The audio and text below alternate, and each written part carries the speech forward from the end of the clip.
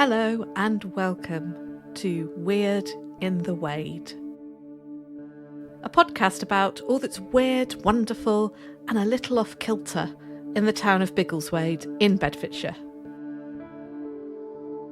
Each episode, I'll tell you a tale of something strange and unique that has happened in this most English of market towns or its surrounding area. There's an older meaning to the word weird, which means to twist and turn. In Norse myth and in Anglo-Saxon times, this came to mean fate or destiny, all that was and is, and all that is yet to be. Whether it's tales of ghosts or flying saucer hoaxes, the big cat of Biggleswade, or the pot and poisoner, curious social history, or the Great Swan Mystery of 1935, we'll follow all the twists and turns and uncover fascinating stories that will speak to you today, wherever you are in the world. Welcome to Weird in the Wade.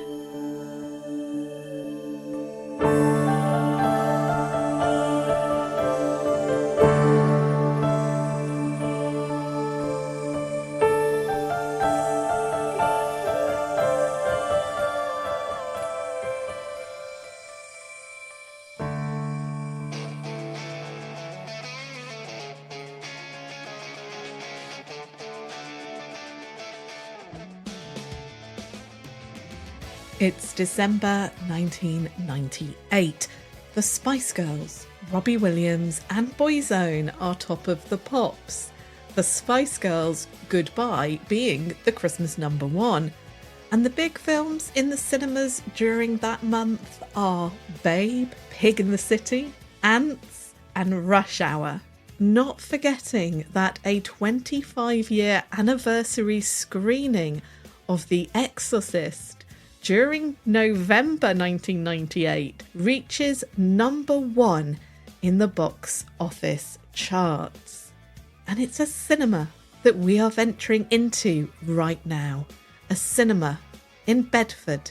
It's still a Virgin cinema in 1998, but within a decade it will be a Cineworld. And if we fast forward to today, it's sadly closed. But in 1998, this cinema on the Aspects Leisure Park is busy with customers in the run-up to Christmas. Claudia has worked at the cinema now for a couple of months. She loves films, and this is her dream job. Okay, doling out popcorn and cleaning up after the kids' films isn't her idea of joy, but just being in the cinema, watching the films, talking about films, all of that is amazing. On this particular shift, she's on screen duty, checking tickets, making sure customers find their seats, troubleshooting, and then cleaning out the screens between showings. Claudia's shift that day began rather oddly, though. She'd secured her bag away in her locker and glanced up to see her colleague Simon go into the staff room. She didn't have time to pop in and say hi, so she went straight to the foyer and her boss Paul to find out where she was needed first. Paul, a man of few words, simply said, "Go out, Simon, cleaning screen 5. Claudia didn't mention she'd just seen Simon going into the staff room. She didn't want to get him in trouble.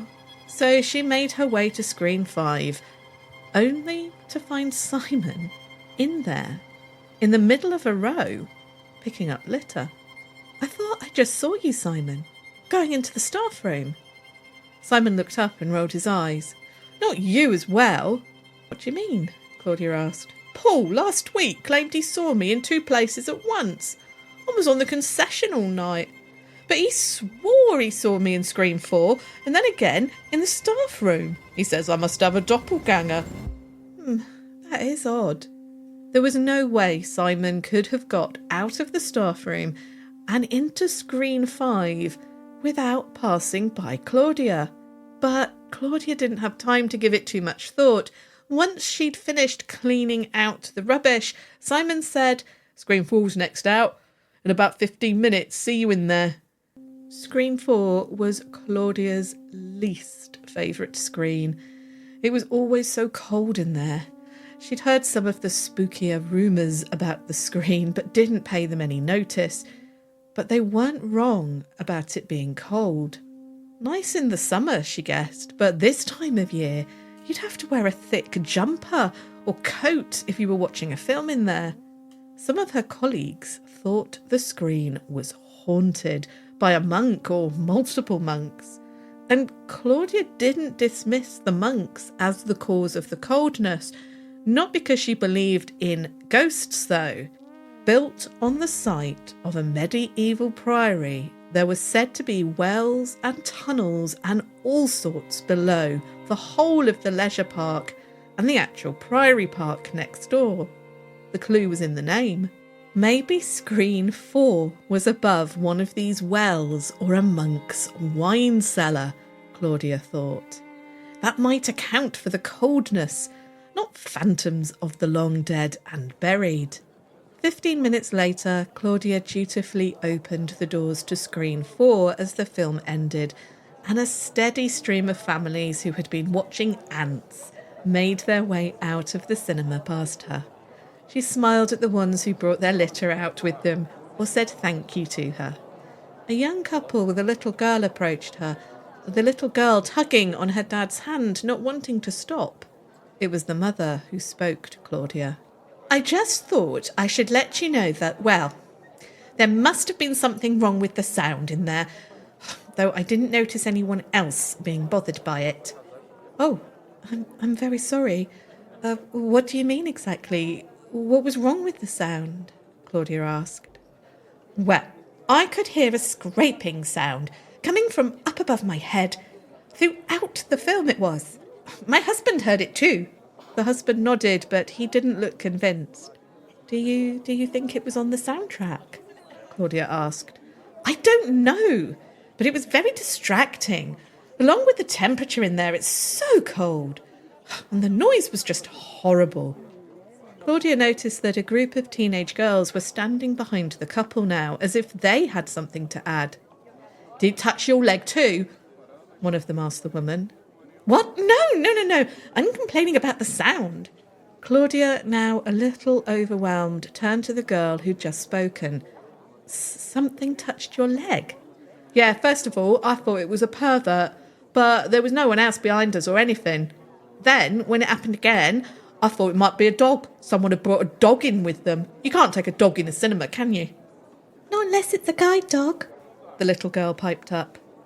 The young couple and their daughter took this as their cue to drift away from Claudia, having not really made a complaint, and she hoped they wouldn't speak to her boss. The teenage girls were still standing in front of Claudia. One of them now asked, Could it have been a rat that touched my leg? You got rats in there? At that point, Simon arrived with a bin bag, and he said very authoritatively, We do not have rats in this cinema. And the girls giggled, and Simon started chatting with them about the film. Claudia knew that customers sometimes did complain about the temperature in Screen 4, and she agreed with them. It was cold. And occasionally some reported hearing rattling or scraping sounds. Not that she'd ever heard it. But then customers that were sitting right next to the people who complained would swear that there was no sound issues at all. It was baffling. Blade was up next in Screen 4, so Claudia got busy cleaning. The rest of the evening shift went smoothly. Claudia was mainly working around Screen 1 and 2, but at the end of the night she drew the short straw. It was to be Screen 4 that she was going to have to give a good clean to, and prep for the following day. Claudia walked into Screen 4 by herself and checked for any belongings left behind or any customers still lurking. The credits had ended, and even the most dedicated film goer would have left by now, but occasionally people fell asleep or even tried to stay in the cinema overnight. Claudia's heart sank as she scanned the seats. There, right at the back, there was a dark shape curled up on the back row. It looked like a person trying to hide maybe, or just fast asleep. Wearily, Claudia trudged up the steps to where this person was lying, but when she got there, there was nothing. She was baffled. She felt her pulse pick up a step. It was odd. But maybe it had just been a shadow. She glanced back down towards the screen, and in one of the spotlights, right at the front, she saw a dark, hooded figure. It was motionless, and it wasn't human, because it was hovering above the ground. Either that, or it had no feet. Claudia felt suddenly sick. The hood cast a dark shadow over its wearer's face. All Claudia could make out was an unusually pale skin. No features, just something mask-like and pale deep within that shadow. And as she stared at this motionless, floating apparition, she heard a horrendous scraping sound, like chains rattling. The sound snared her, held her tight. She couldn't move. She wanted to cover her ears to stop the noise, but she couldn't move. Her arms and legs felt like they were thick with cement. The hooded figure was staring right at her. She knew this, even though she could not see its eyes. She knew it was glaring. She also somehow knew that it was causing that horrendous noise, holding her fast with fear. Then, before Claudia even realised it, she was screaming, her head swimming with the noise of her own scream and the chains and scraping sound. Her vision began to dim, and she felt a wave of nausea drag through her, drag her downwards. She gripped the side of the seat. The noise stopped. She stopped. The last thing she saw was the spotlight. No hooded figure stood there now. It was just empty light. Then all was black. When Claudia came round, both Simon and Paul were next to her, looking concerned. After they established that she was in fact okay and had fainted due to fright and not illness, they relaxed a little. It was then that they told her what they had also witnessed in the cinema over the last few months. Welcome to this very special bumper festive episode of Weird in the Wade, all about haunted cinemas.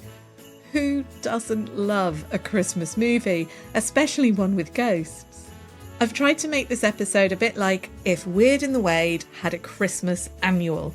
As a child of the 80s, I loved my Christmas Jackie and Smash Hits annuals.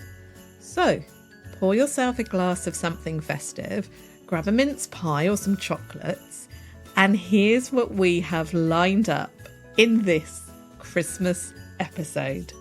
In a little while, I'll tell you all about the stories which swirl around the former cinema in Bedford. And although I'm going to tell you all about the monks who lived there in medieval times, I promise you, I've not gone completely M.R. James on you. There's also some haunted lockers at a swimming bath to tie in with this legend of Bedford's haunted cinema. We'll find out about Biggleswade cinemas as well, and why a local priest and a canon warned Biggleswade's residents to not venture to the cinema in 1974. Owen Staton joins us again to make a confession about his time working in a haunted cinema. And if this selection box of cinematic confection isn't enough, I'll be chatting with Danny Robins. Yes, that Danny Robins, creator of Uncanny, The Witch Farm, the Battersea Poltergeist, and 222, A Ghost Story. Danny and I sat down for a chat a few weeks ago about haunted cinemas and theatres.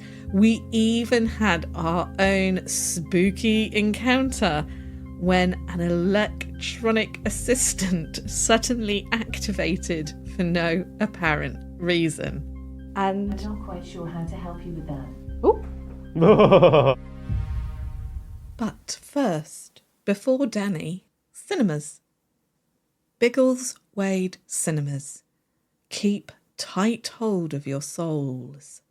There hasn't been a dedicated cinema in Biggleswade since the mid-1980s, although the big theatre is now showing films on occasions, and local halls and community centres have held film screenings over the years. At one time in the early to mid-20th century, Biggleswade had 2 dedicated cinemas, as well as regular film screenings in the town hall and at George's Hall. One of the cinema buildings still exists as a bingo hall on Station Road, and it was outside this cinema, the Regal, that in 1974 a Christian minister and an ambulance stood vigil. The minister was there to pray for cinema goers' souls, to try and persuade them to not see the film that was showing. The ambulance was on standby for those who would ignore the priests, venture in to see the film, and then be taken ill whilst watching it.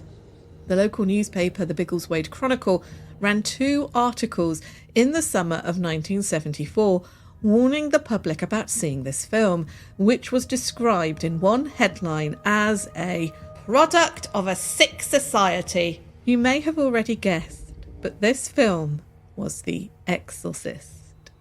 Canon John Dominy of Biggleswade's St Andrew's Church claimed in a newsletter that was published, in part, by the Chronicle that there is too much interest these days in the occult, in evil influence and witches and black magic. I have not seen The Exorcist, but from what I have learned, my advice would be to stay away. It is like playing with fire. You are more likely to get burned. Canon Dominy went on to also say it was, quote, unwise to play about with Eastern religions, transcendental meditation and other spiritisms. He bemoaned the modern, materialistic, rationalistic, hedonist, affluent attitudes of our times. The Reverend John Heffer of Easton Scone, formerly Vicar of Langford, just south of Biggleswade, also wrote an article. Now, he admitted to watching the film at least. He also admitted to having performed over a dozen exorcisms during his career as a priest. He, however, warns that the film is sensationalist and not accurate, and he seems to agree with Canon Dominy's assessment of the decadence and corrupt nature of modern times. Local residents have been kind enough to share with me their memories of going to the Regal that year to see The Exorcist. One said seeing the vicar and the ambulance outside the cinema was more frightening than the actual film. Another remembered the fuss and also how strange and eerie it was to see an ambulance there waiting in the mist, whilst a vicar pleaded for his soul. He didn't heed the vicar and went in and watched the film. Another remembers that their father, volunteering for the St John ambulance at the time, had been very busy whilst The Exorcist was on at local cinemas. I know Biggleswade was not alone in its response to the film, and the reaction might seem quite quaint and prudish to us today, but the early 70s was a time of societal change, which was alarming many. Christianity's popularity was waning, whilst interest in different beliefs was growing. The centuries of hierarchy of British society with the local clergy firmly in a position of power was dismantling, and had been throughout the 20th century. In our next episode, we are going to look at a real outbreak of fear and panic at around this time in the late 60s and early 70s, centred around a Bedfordshire church known as the Black Magic Church. So I think for Biggleswade at this point in history when The Exorcist was being shown in the cinemas, there was a real and palpable fear about these otherworldly forces and what they could do to young people. All who shared their memories said that the film The Exorcist now seems tame compared to horror films that you see nowadays. The Exorcist is now seen as a classic film, if one that has been parodied countless times. I was actually a little disappointed when I first watched the film as a teenager because it was more about the priest's inner life and his struggles and his faith than full-on jump scares and horror. The bits with the spinning head and the vomiting, they're not actually that important to the film. What was also clear from the correspondence I had about cinemas in Biggleswade is how well loved they were and well used. At a time when there was only 2 or 3 TV channels, the 1950s, 60s and 70s are remembered as a heyday of weekly trips to the pictures to see westerns, musicals and Hollywood blockbusters. The cinema was a place to go on your dates and to sit on the back row. Many shared memories of usherettes shining torches on you if you got too rowdy, and slightly younger people shared fond memories of the Saturday morning film clubs and children's matinees. Which leads me nicely onto my discussion with Owen Staton about his experiences in haunted cinemas. Don't worry, we will be exploring Bedford's haunted cinema afterwards. And then it will be time for Danny Robins. Owen, I'm really pleased to have you back in our episode today about cinemas because I spoke to you about theatres a little while ago, and then it turned out that you had a story about a cinema as well. So it would be absolutely wonderful to hear your story about uncanny happenings in a cinema.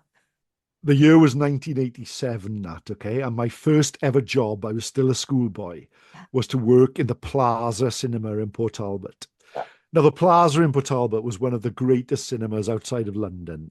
Unbelievably, it was a 1,200-seater, huge cinema. And it was my job to actually be the theatre ghost. On a Saturday morning, we had a children's show. And children would come, they'd pay 50 pence to come to the Plaza for 3 hours. And we would show those old Children's Film Foundation films, where at the start it was a shot of Trafalgar Square and all the birds would fly away. Yes, I loved those films.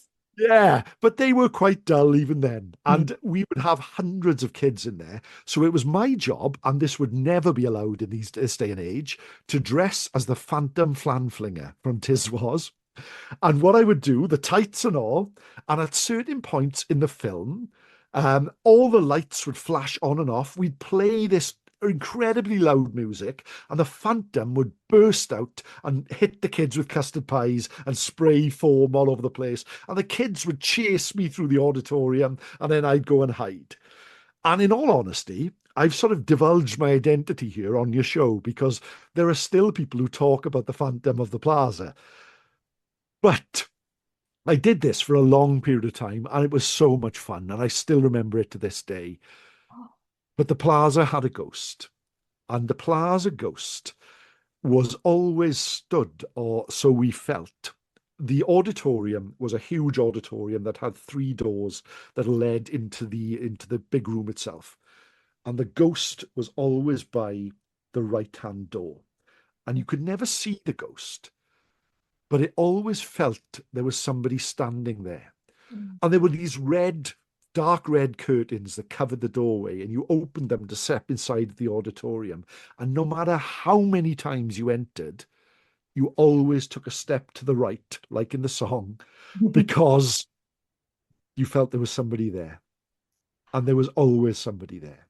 So the ghost of the Plaza always stood in that right-hand door looking at the screen, no matter what the film, no matter what the production, be it a CFF film, be it one of the great films we were showing at the time. There was Fatal Attraction, I can remember. Yes, that was out then.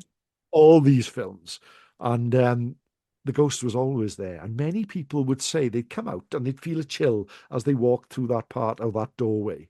And yeah, that's something I can remember quite strongly. And it was as it happens, I'm doing a bit of a storytelling job. The plaza has been totally remodeled into a Mm. really modern sort of theatre, and I'll be interested to go there this Saturday, where I'm actually doing a couple of stories there. So that'll be interesting.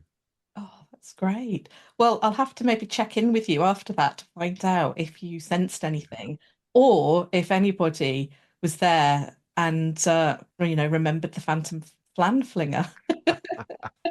I'm sure they would. I got on television with it and everything. There was loads and loads of stuff we did with it. That's amazing. Oh, I used to love that so much on Tiswas.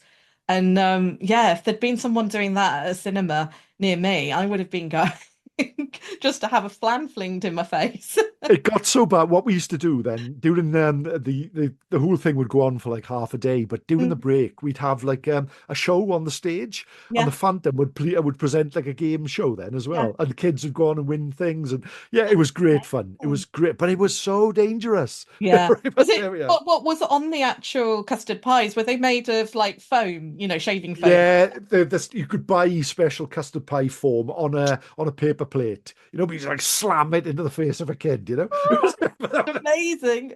but I can remember one occasion I had a cape, and the kids got hold of the cape and like dragged me to the ground. And I can remember them all just piling on me, and I was like, and they'd be trying to rip the mask off because nobody knew who it was, Wow. and I'd be there as somebody working in the plaza, and they all knew who I was, but they never knew that I was the Phantom. Oh, that's amazing. Oh, thank you so much for sharing that story with us, No Owen. problem. Thank you so much. Thank you again, Owen, for sharing that wonderful story with us about you being the Phantom Flan Flinger. For those of you too young to remember Tiswas, which was very popular in the late 70s and early 80s, do go and Google it because I'm sure there are images and video clips out there of the Phantom Flan Flinger. And of course, you can hear Owen tell his wonderful folk tales and ghost stories on his podcast, Time Between Times Storytelling. Bedford. Back to Bedford's haunted cinema. The story I opened with brings together a number of reported stories into one tale. As always, I fictionalise the people involved. I doubt everything happened like this in one night, but from the reports in the newspaper articles, and there are many that I've read, as well as books and blogs, these are the phenomena that were reported at the cinema on Aspects Leisure Park over the last 30 years. Activity appears to have been centred around Screen 4 and the ladies' toilets, though some reports do mention the foyer as well. Screen 4 was reported to have cold spots, places in the room that were absolutely freezing and nothing could warm them. The door to Screen 4 was also said to open and close by itself, banging back and forth. Not what you want when you're watching a film, but more disturbing is that this was said to happen after the door was locked and secured.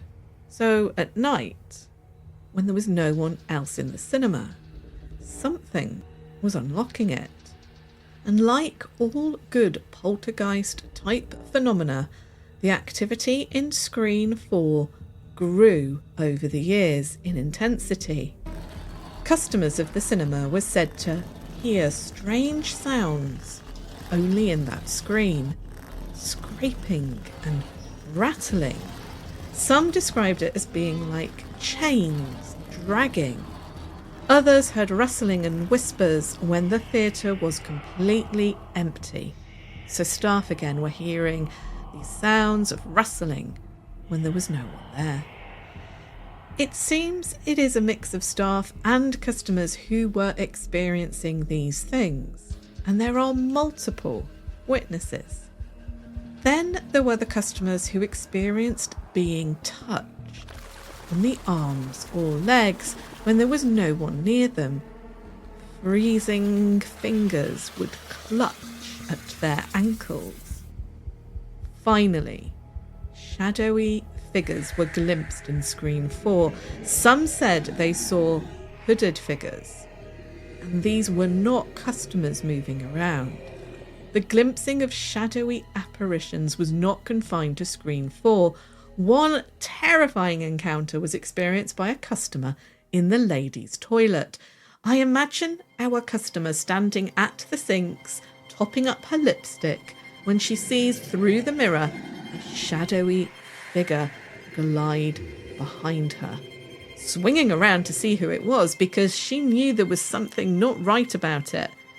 She witnessed a monk-like figure glide towards the toilet door and through it without opening it. It was in this area by the women's toilets and out towards the foyer that others claim to have seen a monk. And not a living monk, about to go and enjoy a rom-com in Screen 2. A ghostly, floating monk.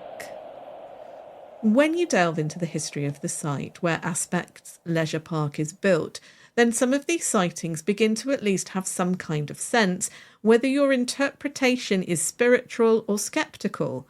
Aspects is built next to Bedford's Priory Park.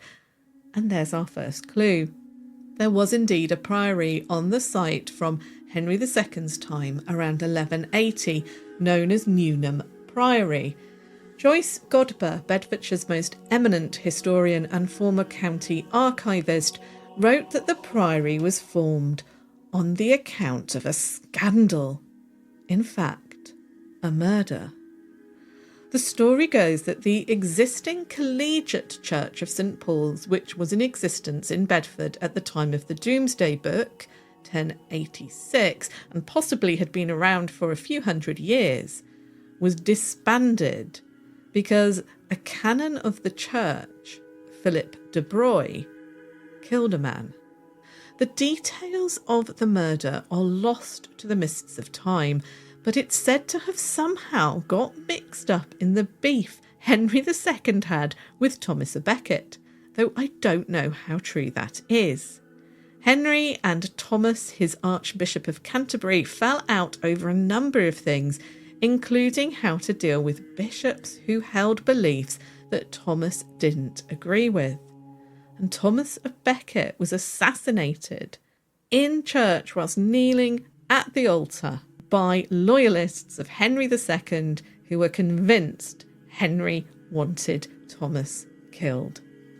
What we do know is that the local aristocrat Simon de Beauchamp, who lived in Bedford Castle at the time, decided that a fresh start was what was needed, and he disbanded the collegiate church, although St Paul's obviously still stands. It was the collegiate side of it that he wanted to get rid of, and so he founded a priory a little outside of Bedford and called it Newnham. He gave to the priory various tracts of land and churches across Bedfordshire, including the church at Cockayne, Hatley, next to Potton Woods. It seems that after its rather murky inception, the life of Newnham Priory remained prosperous and fairly uneventful. There was the odd robbery. Monasteries and priories were targets because of their wealth, and it seems Newnham suffered like many during the Black Death. Newnham was an unremarkable and successful priory when Henry VIII did away with the monasteries in the 16th century. Now, a manor was built on the site of the priory, but little remains today. Parts of the priory wall run alongside Baker's Lane at the edge of the park. Some more sections of wall remain within the car park at Aspects Leisure. And Priory Park itself still has a section known as the Priory Fish Ponds. Throughout the 18th and 19th centuries, archaeological finds in the area are reported in the newspapers, including the discovery of a monk's hand warmer. The news story about this find is repeated in the 20th century newspapers, articles, remembering Priory Park of the past.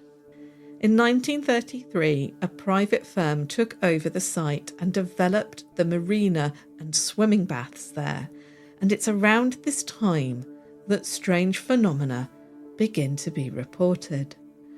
Older residents of Bedford remember the locker room at the Priory Baths being haunted. The tales were of the lockers opening and shutting and banging about by themselves, not dissimilar to that door to screen 4.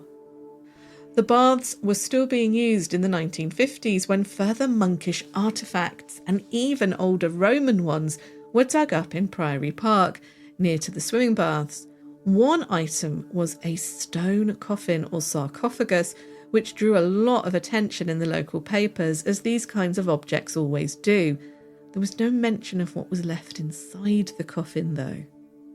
In the 1980s, the swimming pool was demolished, along with their possessed lockers, and Aspec's leisure park was planned to be built in the same site.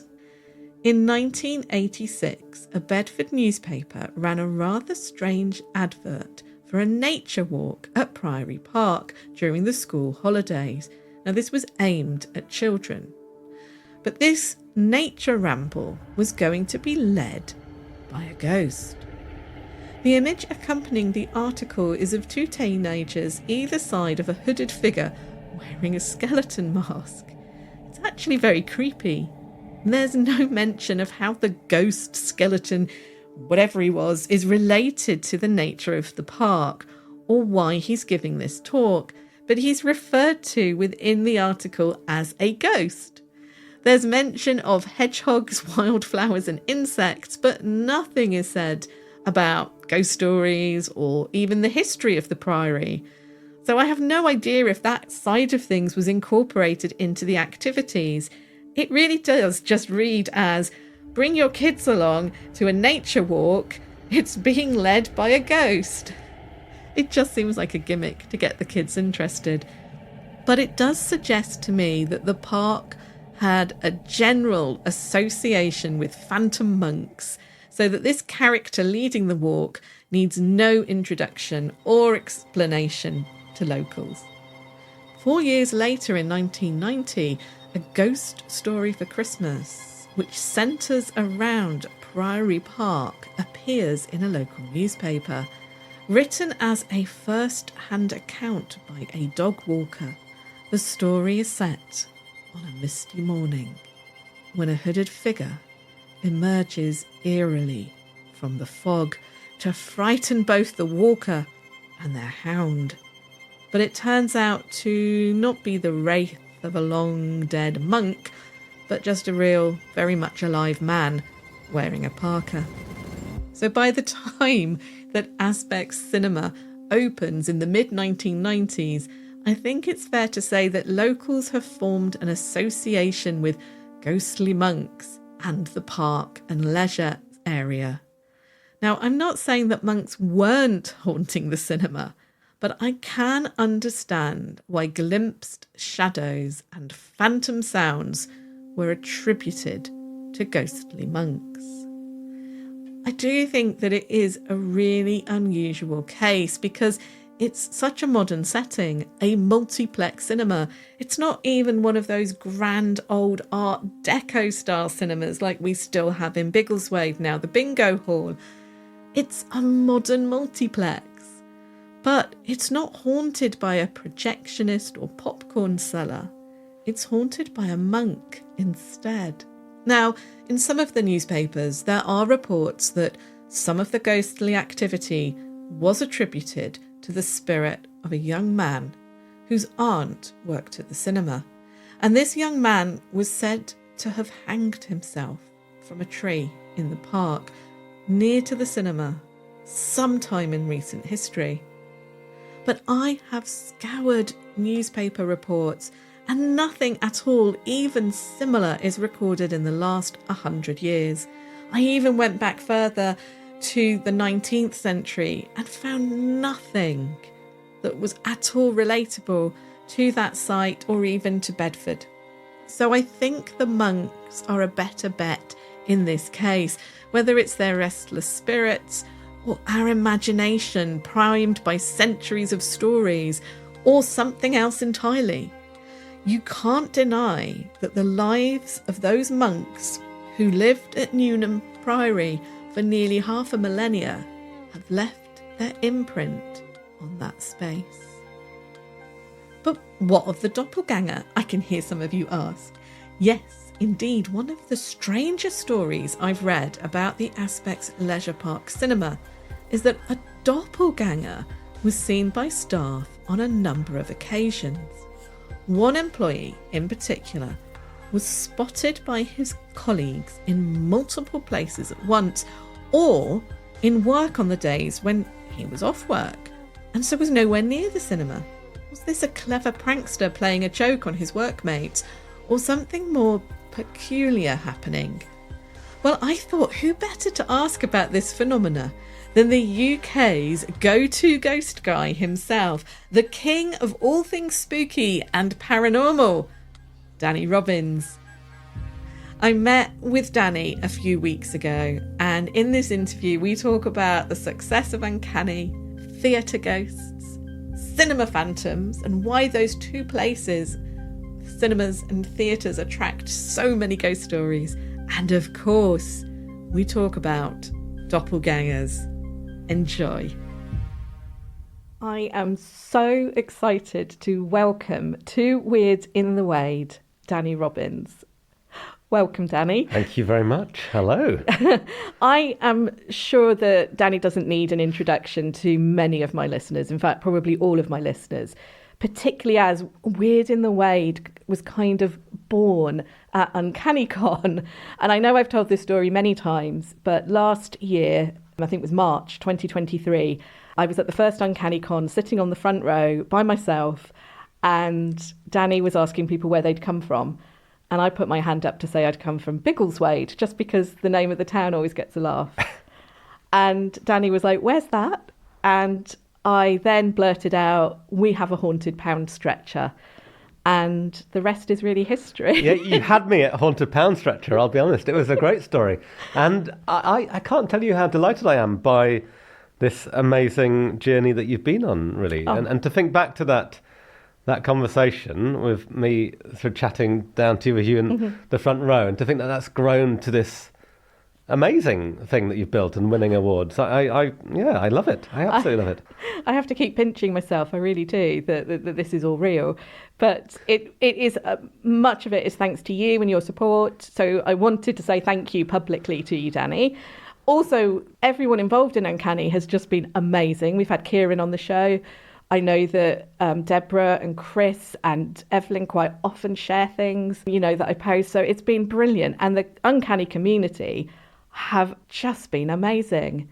And there's such an amazing bunch of creative people. You must be really, really proud of what you've built up. I am, and that's lovely to hear. But I have to say, even more of it is down to you and the fact that you are bloody good at it. So, keep making these great programs. But it's lovely. I think what we're seeing with Uncanny, and I've talked to a few other people like yourself recently who've set up podcasts about this subject as well. I think there's a huge growth of interest in this area right now, and lots of interesting people wanting to talk about it, and I mean both in terms of us as presenters, but also the audiences out there.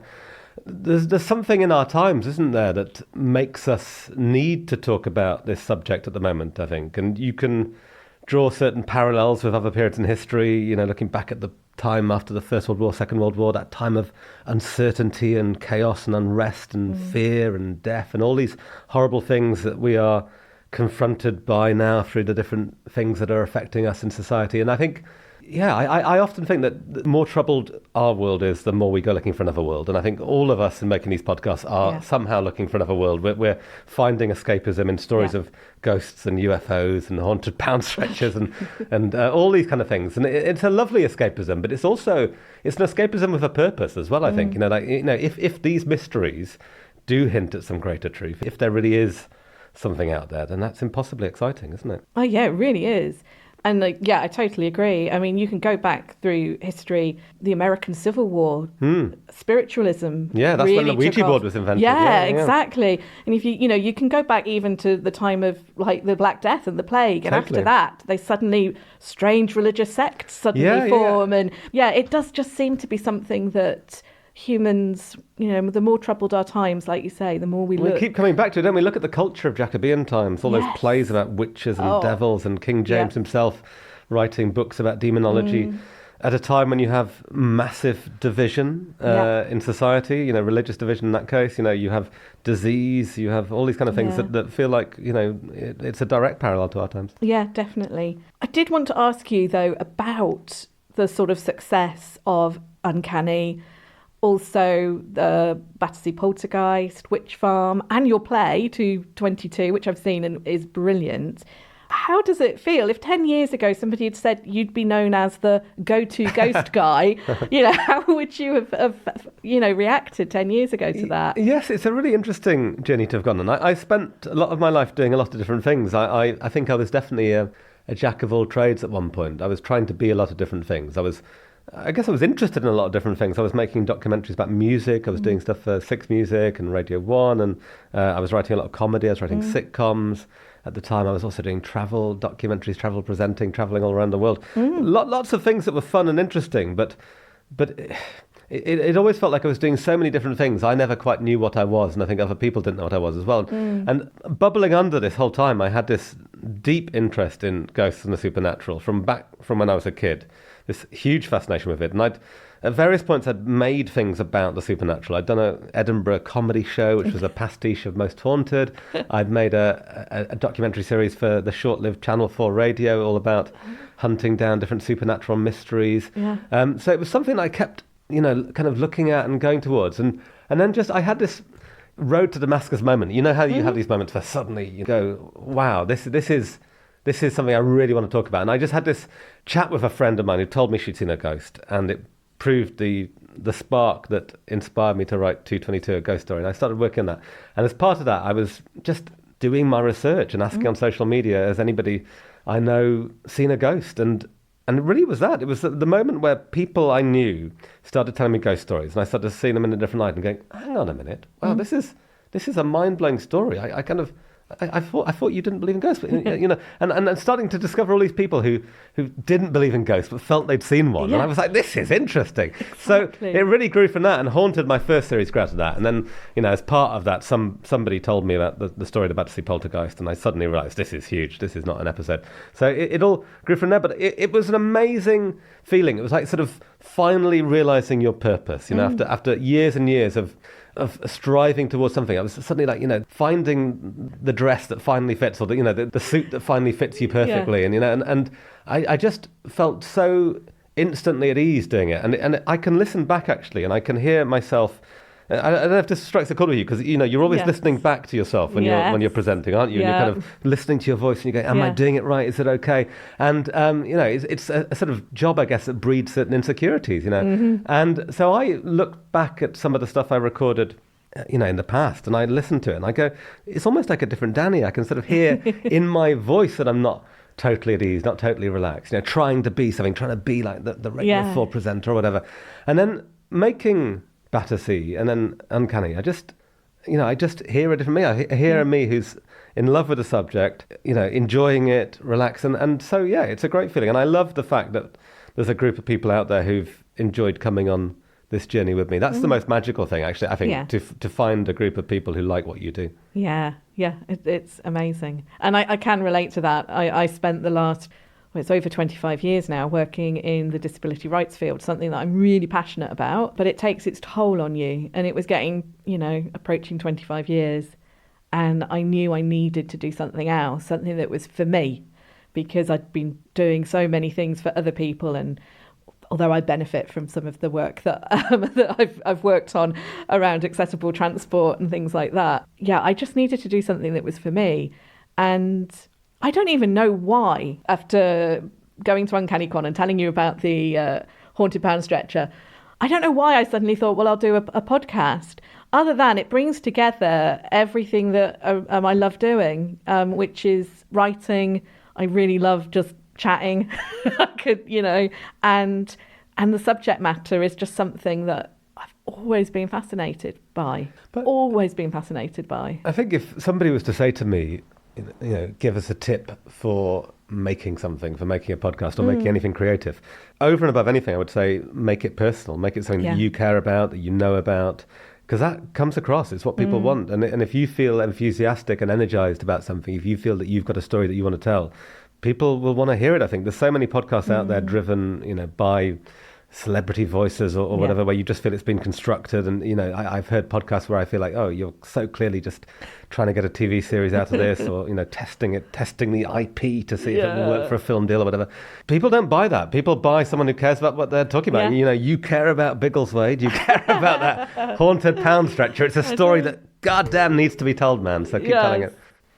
Moving on from talking about, making podcasts, which I could talk about all day. One of the things that you've been doing recently and the last couple of years is a really long Uncanny tour, because you did it in 2 halves, didn't you? So it must have been at least a year on the road visiting theatres. You must have been to pretty much just about every theatre in the country. We did 76 shows. Yeah. Wow. I look on it as the paranormal Guns N' Roses Use Your Illusion tour, basically. When Axl Rose said, "I'm just going to keep touring till I sell 30 million records." Yeah. We were just on the road forever and ever. It was quite something. I mean, my family weren't very happy with me. I was going to say. I was away a lot.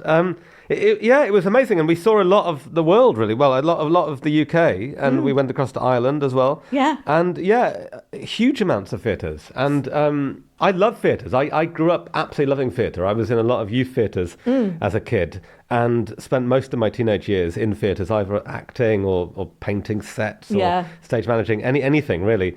And then I didn't do it for a really long time. I moved into doing audio and TV work, and just didn't go near a theatre for a long time. And then I came back into it doing a play with Lenny Henry called Rudy's Rare Records, based on a Radio 4 series that we made together that some people will know.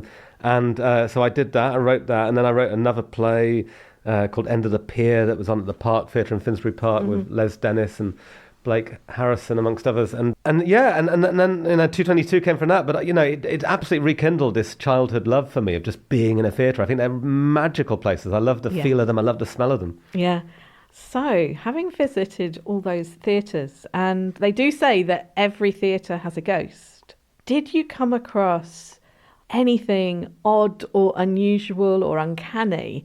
And not just you, Danny, but, the crew and your experts. Was there anything strange or uncanny that happened while you were on tour? Great question, and that's an interesting one. Does every theatre have a ghost? And I feel very well placed to tell you that, having been to so many of them. And almost all of them, I think we accounted maybe 1 or 2 that didn't have ghost stories, but almost all of them did. And some of them were very modern theatres, and actually those were the most difficult ghost stories, because every time we went anywhere, we always asked for the ghost stories, and we always talked about them as part of the show. So we always talked about the theatre ghost story.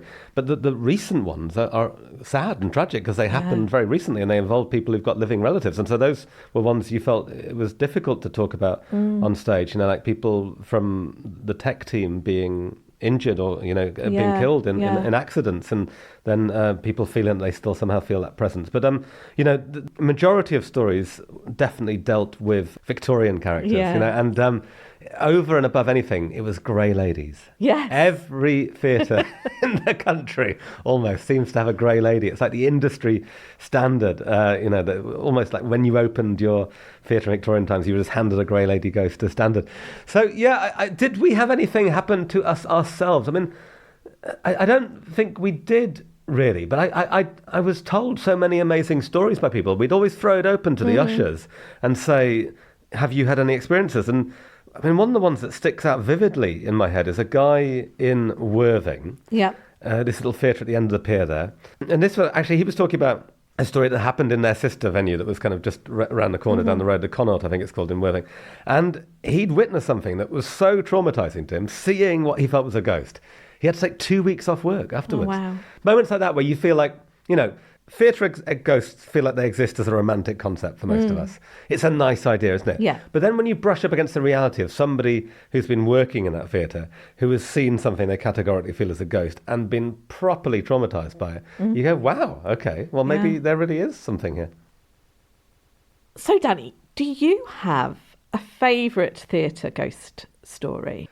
Yes, there are a lot of strong candidates as well. One of my favourites, I think this is Brighton Theatre Royal. I might be misremembering this, and somebody will correct me if it's wrong, but there's a story about an actress who was playing Ophelia in Hamlet and threw herself off the ramparts of the castle onto what should have been a trampoline, but missed the trampoline and broke a leg. It was Sarah Bernhardt, the famous actress, and she missed the trampoline and broke her leg and never quite recovered. And she was always kind of injured as a result after that. And she said to come back to that theatre and haunt it almost like as a grudge, I think, against the fact that their health and safety policy went massively awry. She didn't die there; it didn't kill her, but she never quite recovered from the injury, and she was a bit pissed off, I think. But the idea of Ophelia. Can you imagine a production of Hamlet where Ophelia is throwing herself off the ramparts and jumping onto a trampoline? Ophelia bouncing back up, to bounce or not to bounce. But so that's a strong contender. But actually, my favourite takes place at the Theatre Royal Drury Lane, which is said to be the most haunted theatre in the world, apparently. And I love the fact that, just the UK suddenly leaps to the world, The most haunted theatre in the UK. Like, no, it's the world. We've got the best theatres in the world. But so we performed there, and that was just an absolute, just pinnacle of the tour for me. It was an absolute dream come true. It felt like being a sort of non-league team getting to play at Wembley. I was like, oh my God, I can't believe it. I've made it. Yeah. Here I am marching out into Theatre Royal Drury Lane on the set of Frozen. There I was, loving it, where just where Elsa had stood. Yeah. But anyway, no, the story that struck me, there's quite a few really interesting stories there. There's again one about a sort of a grey figure who walks around, and they found some really interesting stuff there about actual grey robes that were found bricked up behind a wall with her skeleton, and really interesting stuff. But the one that got me was about a smell of lavender. Now, smells crop up in quite a few theatre ghost stories, and it's often lavender for some reason. And hopefully there's some really clever scientist of smells out there who will tell me why people often smell lavender, and that it's actually phantosmia, that kind of phantom smell, and that your brain is producing it. There must be some reason why. They say that if you're having a stroke, you smell burnt toast, don't they? And maybe there is some reason why the human brain produces the smell of lavender. But anyway, people smell lavender there, and I know somebody, a close friend of mine, his wife was performing at Theatre Royal Drury Lane. She could smell lavender on a regular basis just before she went out on stage. Quite a few actors there have smelt it. The smell of lavender is apparently Dan Leno, who was a huge music hall star, and he was basically one of the big celebrities of his day. He was the guy who invented pantomime daming, essentially. He was the mother of all pantomime dames. And the smell of lavender is connected to him because he used to wear lavender perfume.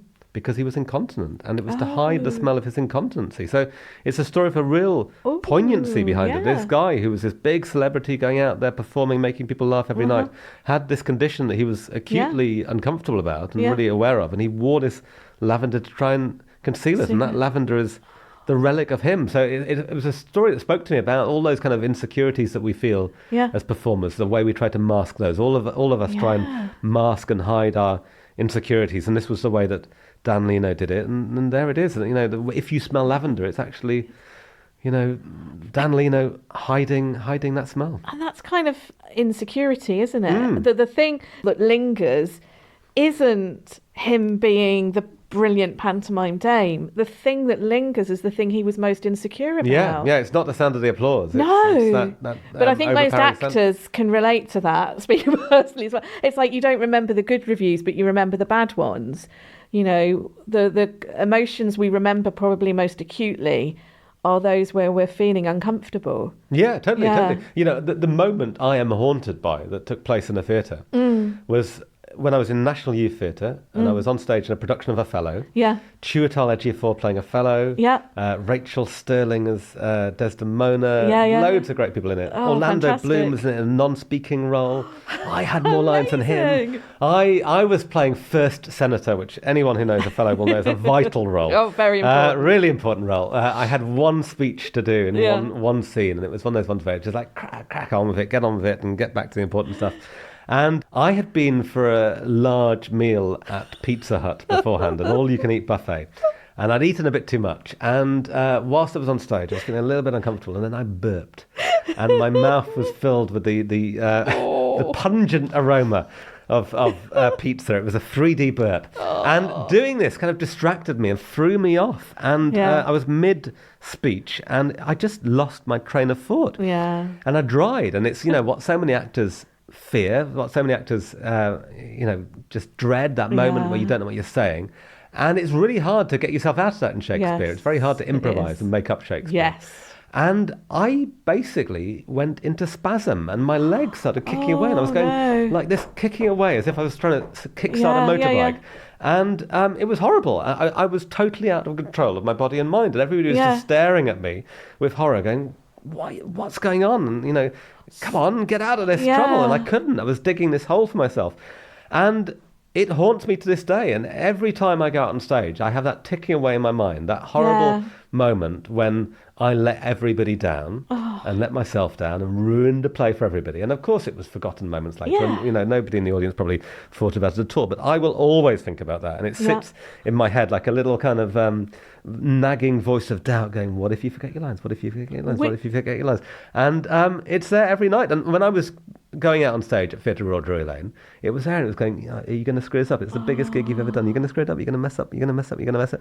Sitting there and you have to kind of fight it and push it down and push it down and push it down. So, God, that's just me. If that's going through my head, then all of those people who've been there in that theatre, all with their insecurities, their doubts, and all building up to this kind of mountain of emotion. Yes. Maybe that mountain of emotion just every so often manifests itself as a ghost. Maybe it does. Maybe it does. Which theatre was it? The Bloomsbury Theatre in London. Bloomsbury. Yeah. I'm just wondering, in the, way into the future, when you're sadly no longer with us, will somebody hear the... Yeah, kicking? you will. You'll hear my phantom leg kicking, and you will smell the smell of my pizzeria burp. They'll say, that was a Pizza Hut Hawaiian special there. And they'll know it was me coming back to haunt the site of my most awful and embarrassing theatre moment. Mine would be then at my school, the Hayfield School in Doncaster, in the Crucible, playing Mary Warren. I'm doing the bit where I've got a clamp about my neck. And my skirt got caught on something and I stepped away. Nearly lost my skirt. No. Luckily, not quite. Somebody managed. Wardrobe malfunction. I had a wardrobe malfunction, yes. And this was during our sort of GCSE exams. So luckily it wasn't, it could have been a lot worse. I could have been standing there basically in my pants. But luckily somebody spotted it. But I got that thing where it was like, I can't move. And luckily, because she's like, I've got a clamp about my neck and I can't breathe, I could just kind of have a panic attack and it looked like it was part of it. It is the stuff of nightmares, isn't it? It is. Even people who aren't performers probably have nightmares about performing, about being out on stage and not knowing your lines. So, you can definitely see the leap, can't you, from having nightmares about this kind of thing to, nightmares coming to life. If you wanted to read a skeptic take on it, the idea of theatre ghosts being a manifestation of all the insecurity and doubt and uncertainty we feel. Yeah. Mark Gatiss told me a great theatre ghost story about a theatre he'd been to where there was lots of talk about a character in an old-fashioned wig and a frock coat who stalked a particular part of the theatre, the dress circle or whatever. And he said that he was on stage performing. It might even have been Theatre Royal Drury Lane. And he was on stage rehearsing, getting ready for a show. And he looked up and he saw this figure. And he saw the figure walking along that very place where this figure was said to see. And then the figure said, and this is the place where the ghost is normally seen. And he realised it was a tour guide leading a group of people dressed up as the ghost. So this is the thing. We always have to wonder with all of these things, are we actually witnessing somebody dressed up in a costume? Because theatres are places where you meet a lot of people dressed up in costumes. Mm-hmm. One of the other areas that I'm looking at today in this episode is about cinemas. Theatres and cinemas, they're very different things, but they're also in some ways very similar. And I wondered if you'd come across any cinema ghost stories. I have indeed. Yeah. And it is interesting, aren't they? They are similar. They're both places where you try and create magic and places where you plunge an audience into darkness. Yes. I've heard quite a lot of stories about projectionists, the ghosts of projectionists lingering on. And I do wonder about that. The projectionist is somebody who lurks behind you out of sight, alive when they're living. It's not a huge leap to imagine them lurking behind you out of sight when they're dead. But yes, I was told a really striking cinema story on my tour in a place that was both a theatre and a cinema. Yep. Warwick Arts Centre in Coventry, or just outside Coventry. And so this was a guy who worked there who was sitting in the audience and piped up, and I think he may have run the cinema. He was certainly somebody senior in the organisation, and he told us his story. And he said, "We've got this ghost story, and it started happening just within the last few months." And I was wow. like, "Okay, all right." And he proceeded to tell us about how in the little cinema they have there, they had a ghost couple that had started appearing. And basically, it was at the end of the movie. It's that point, when the credits are rolling, and pretty much everyone's left, and there's a few hardcore who go, I'm going to sit it out to that's my husband. I always watch all the credits, just in case there's a scene afterwards. It happened in Young Sherlock Holmes, and all that sort of thing. And the only people left in the cinema are this couple, and he described as a British Asian couple sitting there together, a young man, a young woman, and then as the lights went up, they were no longer there. And there was no way they could have left the cinema because the ushers were blocking the only exit from the cinema. So that couple had just literally disappeared somehow. And this had happened several times now. But the fact the thing I really loved about this, though, was that the first time that the couple had appeared was during a screening of John Wick 4. And I just thought this was the most amazing beginning to a modern ghost story. What a fantastic beginning. It was a cold, dark night watching John Wick 4, and this ghost couple appeared. And I loved it. And for me, I'm always searching for, what is an uncanny story? There's a certain kind of story I like to tell, but it's those stories that take place in that very mundane, everyday landscape that we live in. I'm not interested in those ghost stories that are about, haunted stately homes and headless horsemen and phantom monks. And, so on one level, even the theatre ghost stories, as interesting as I find them, they're not the kind of stories I'd probably end up telling myself. But this one was perfect. This was, just an ordinary couple sitting in an ordinary cinema watching John Wick 4. Yeah. But they weren't real. They were, or at least they were people who seemed to be able to disappear at will. So it was a great story, I thought. And that's really stayed with me. And I found myself telling that story to audiences. Even after we left Warwick Arts Centre, I found myself telling that story on stage because probably of all the stories I heard, that was the one I found most hard to fathom. Yes, you definitely told that one, I think, when I was at Peterborough. And it stuck with me. One, because my husband is the person that sits until the very end of any film that we go to see, so I have to sit there with him. And I just loved that idea, again, that it was a young couple. It's a British Asian couple. It's not who normally appear in ghost stories. This isn't a monk. This isn't some aristocrat. This is just normal, everyday people sitting in a cinema. One of the cinemas that I'm looking at in this episode is in Bedford. And sadly, it shut very, very recently. So it's no longer open. But it had been there for about 20 years. And there were persistent stories about seeing people in the cinema in a similar way at the end of films and then just disappearing. But there were also a lot of other phenomena going on in that cinema. And I've dug into it. And this is one of my favourite stories. Before the cinema was there, it was a swimming pool. And the activity that was happening in the swimming pool was that the locker doors used to open and shut and slam by themselves. And again, it's just so mundane, a haunted swimming pool locker room. Yeah. Did people get their 10p's back? This is it. But, no, it's really interesting. I don't know. But all of these places, theatres and cinemas, they're places that have been filled with big presences, whether it's on screen or, even more so on stage, and I don't know, maybe big presences do leave a shadow. I remember I made a documentary about Johnny Cash once, and somebody who knew him well told me that just as soon as Johnny walked in the room, you could just feel it. There was this kind of magnetism that came from him. It was like an energy that leapt from him and kind of, in the best possible sense, kind of infected everybody. Everybody kind of felt that they kind of, their level raised because of him. And I wonder, maybe if we talk about ghosts as being energy, if you have people who exude a certain kind of magnetic, charismatic energy, do they somehow leave a residue, a kind of a little fingerprint behind? Maybe. But actually that's reminded me of one of the reasons why I love that cinema ghost story that you told, and it relates back to the theatres. If you do believe that ghosts are the spirits of the deceased, where better to haunt than a cinema or a theatre? You're going to be entertained, every night. Yeah. And it was... or you will entertain. I mean, maybe this is people who like an audience, If coming back as a ghost is about wanting attention, which you could certainly, that's one way you could read it, then, this is a place where you can get a lot of attention. Definitely. There's one final thing about the cinemas that I wanted to ask you about, Danny, because I said there was a lot of activity going on in the Bedford Cineworld. And one of the strangest aspects to this story is a doppelganger. And there's two aspects to the doppelganger story.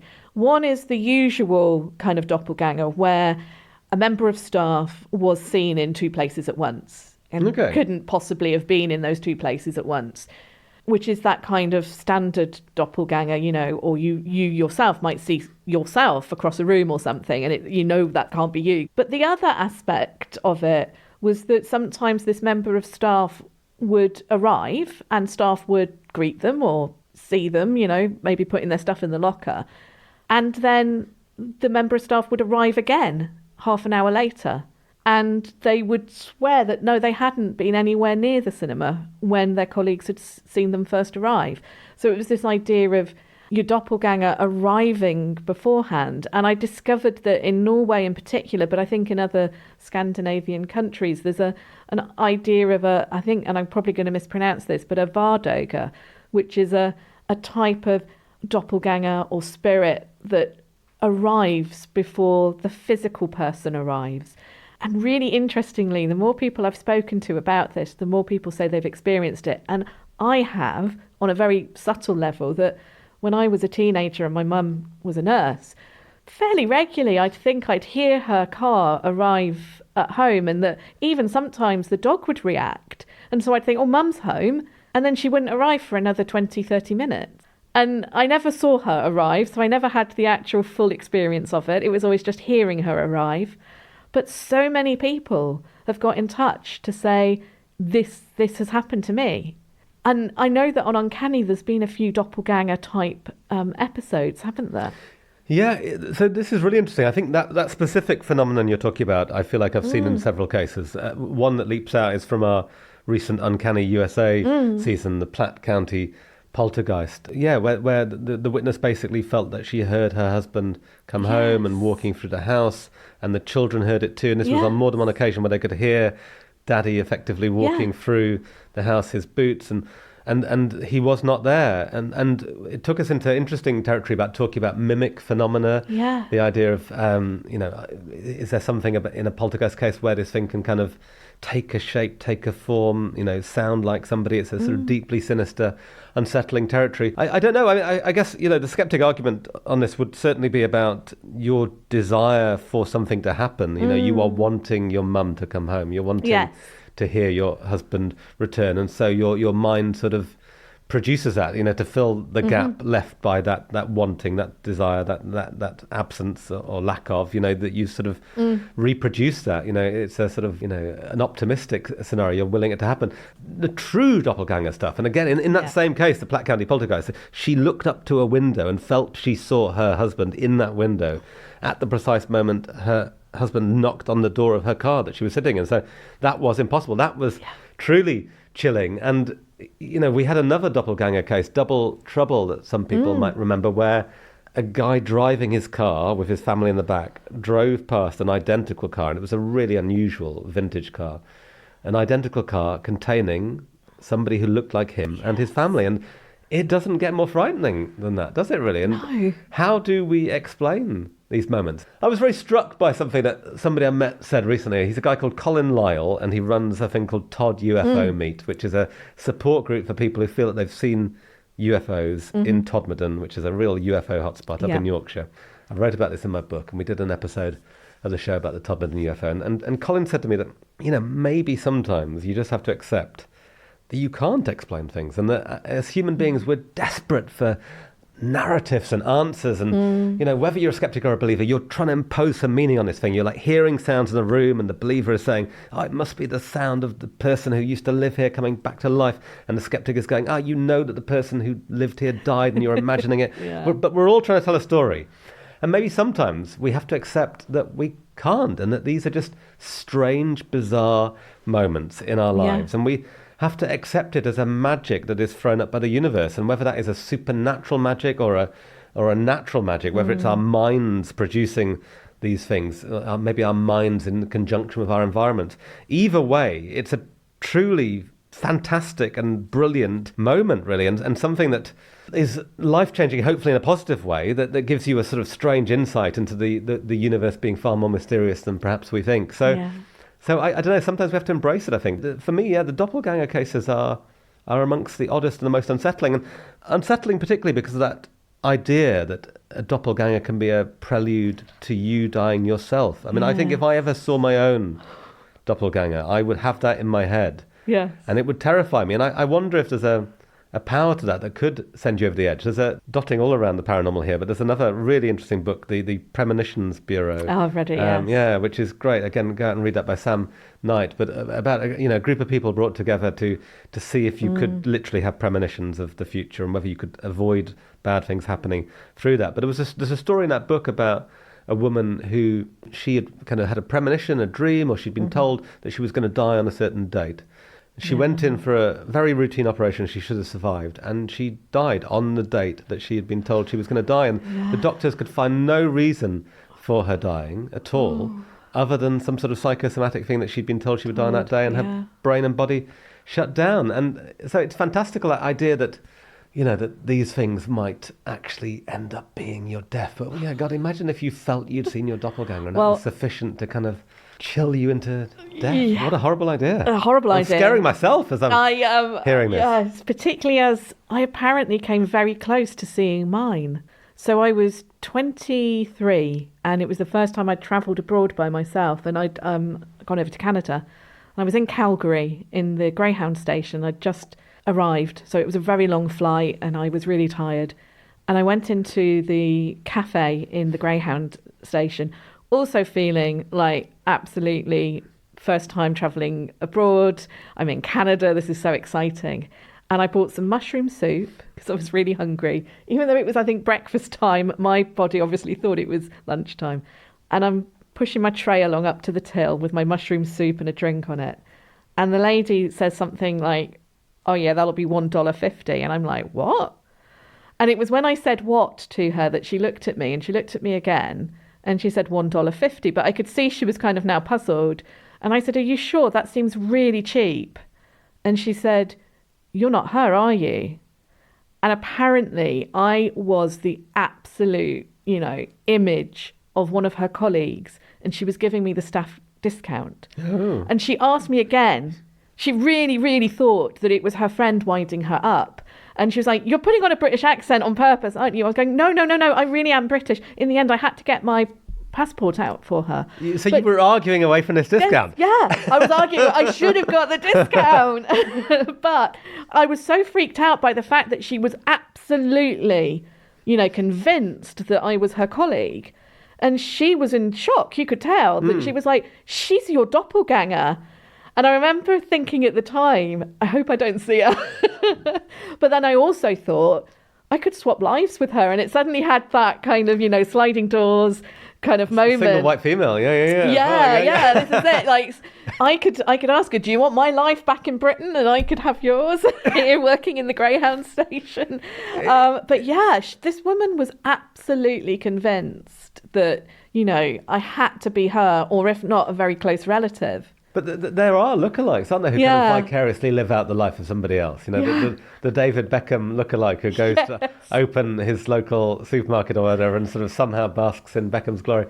Yeah, really interesting. I sort of feel like I had a slight glimpse into what this must feel like around Halloween, when lots of people posted pictures of going to parties as me in a Danny costume, and also to Comic-Con as well. Yeah. So... I felt like I sort of stared at myself, albeit that it was often kind of young women dressed up as me and stuff like that. But no, I don't know. It's an interesting idea, and it takes us into the realm of kind of parallel universes and stuff, doesn't it? The multiverse. Having just watched Spider-Man movies about the multiverse, the idea that there are different yous out there. We're probably always feeling at moments in our lives, what if we could go and retake that decision? What if we could just have another go at something, or not do that, choose another path.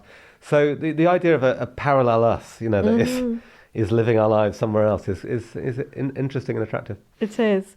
Oh, well, it has been absolutely wonderful chatting with you, Danny. I could probably carry on chatting for a lot longer, but I know we don't have time to do that.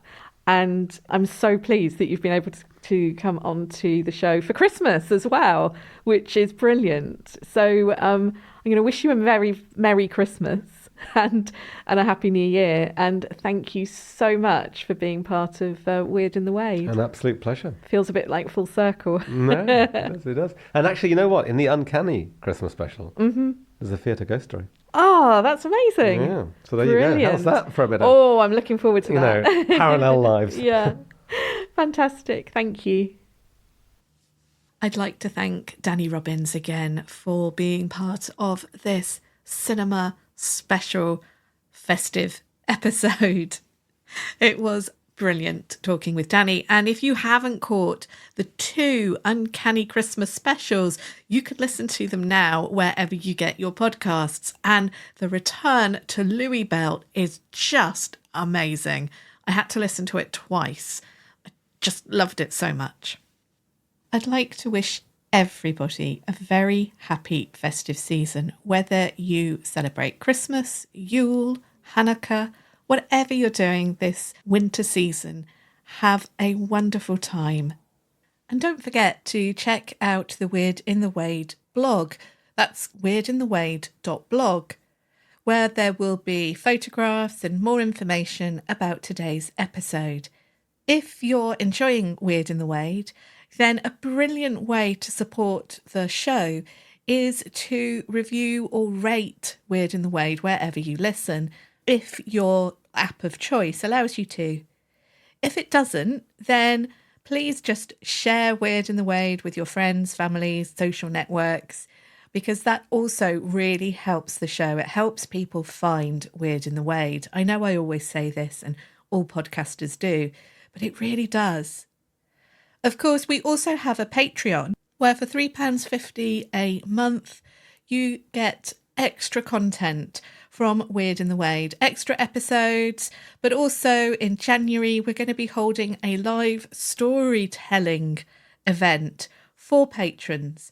So if you're interested in joining, please search for Patreon/Weird in the Wade, but there will be links in the show description where you're listening now. Thank you so much for listening to Weird in the Wade.